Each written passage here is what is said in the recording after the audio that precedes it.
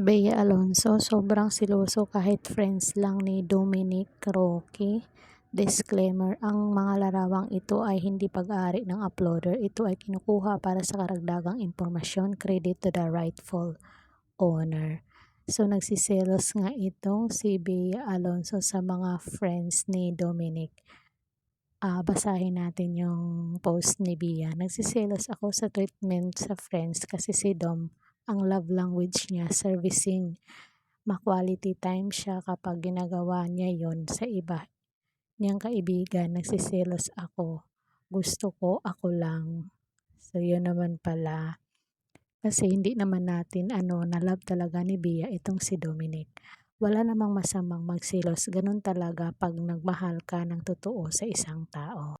Makikita naman natin ang sweetness ni Dom kay Bea. At mangilan-ngilan ding netizen ang mga basher nitong dalawang celebrity. Basahin natin. Ayon kay Boss M. Motor, senyora o inaano ka ni Bea?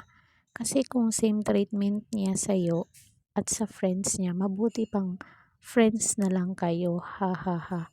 O feeling, ha ha ha. Sa dami ng dumaan sa buhay mo, nag-inarte ka pa. So yun yung mga komento ng mga netizen at madami pang hindi makaaya-ayang mga komento. Yan ang tunay na pagmamahal, Bea Alonso. Hayaan mo na basher party yan ng buhay nyo. Samantalang engaged na nga tong si Dom at Bea noong July 18 sa Las Casas, Pilipinas, Di Acusar in Bataan. 35 years old ang actress. She was there for her GMA Gala photoshoot with photographer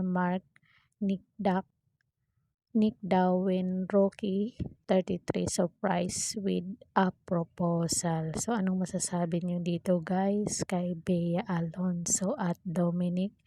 Paki-comment down para mabasa natin ang inyong mga naging pahayag. This is Karen Mix TV. Hanggang sa muli and thank you so much.